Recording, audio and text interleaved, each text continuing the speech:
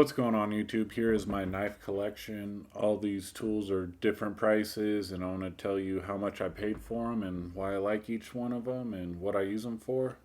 So this one I keep in the vehicle. I live in pretty cold climates during the winter, and I feel like having a fire starter on this knife is a last resort survival item. So here's the knife. There's no trick to it. You just pull it out of the sheath. But this is a Cabela's knife. I don't know how much they are. I want to say it's about $13. But here you can see the blade. It has I'm guessing, a rope cutter.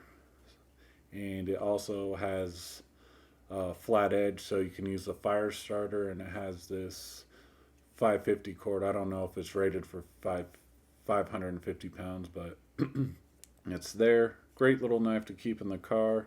I'll give you some measurements on it just so you know what size this is. So it looks like the blade length is a little over 2.5 inches, and the total length of this knife is 7.5. So great little knife, especially if you don't want to spend a lot of money. And it looks pretty cool. You can see here on this it has a belt loop, or you can clip it onto your pants. So I find it a cheap knife you can store in your car. Up next is a Benchmade Griptilian. So this is my most expensive knife, and I carry it mostly every day. You can see the wear and tear there. So this is my first Benchmade knife and only one, and I got it for about $100 or so.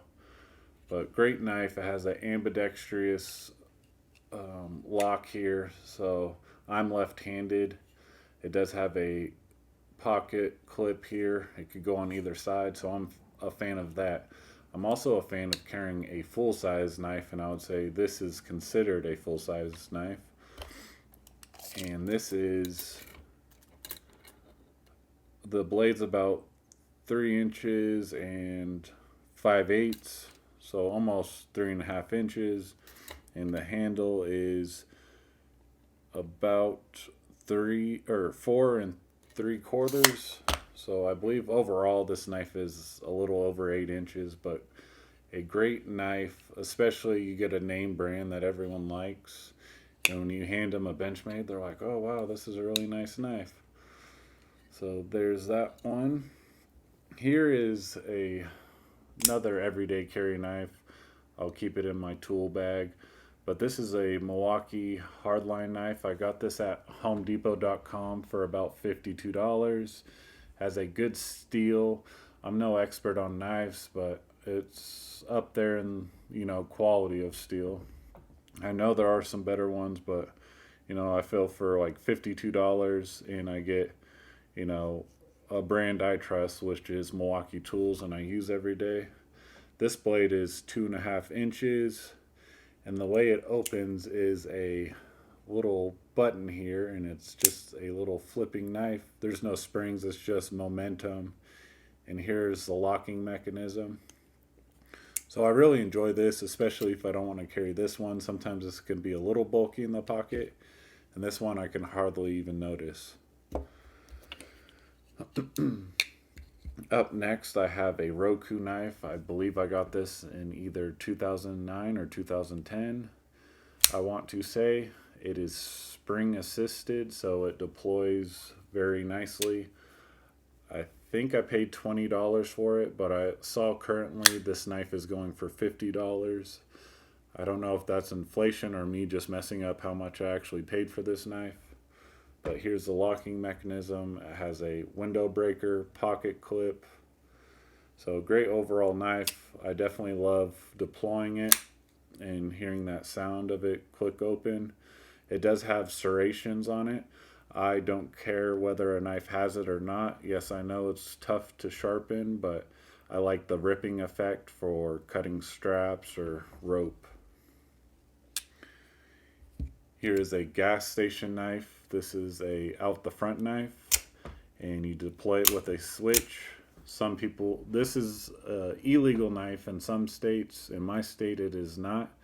So there is a safety to this knife. If you deploy it into something, it will stop and you can see how it doesn't go out any further, and you have to lock it all the way out, and then it will function properly. I think I paid about $15 or $10 for this at a gas station. The blade length, I believe, is about 1.5 inches. But cool little knife. I'm not a fan of these, but I would love to get a nicer one to carry on like the weekends. Up next, I have a SOG Send 2. This is a very small knife, and I would say lightweight. So I'll give you the overall length of this. It is about 5 inches or so, and the blade looks to be 2 inches. So this is a great little knife. Here's the button where you can close it. It does lock open. So if you're looking for something for like a keychain knife, this is a great addition. This cost me about $15. Here's one of my most used knife, and that's because it's a utility knife, and I work construction, so I'm always cutting straps or opening boxes.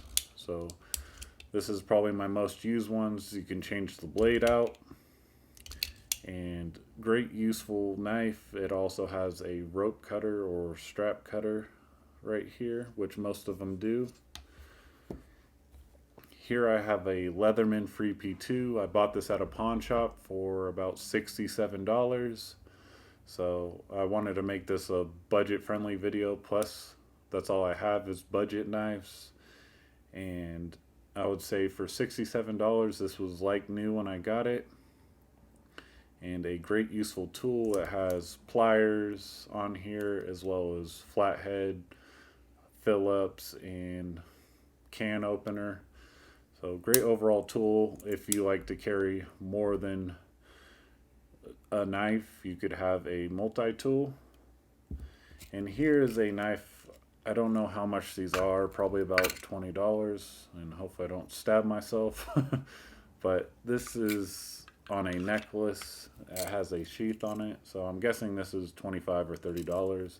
I don't know if they still make this knife anymore, but cool little knife.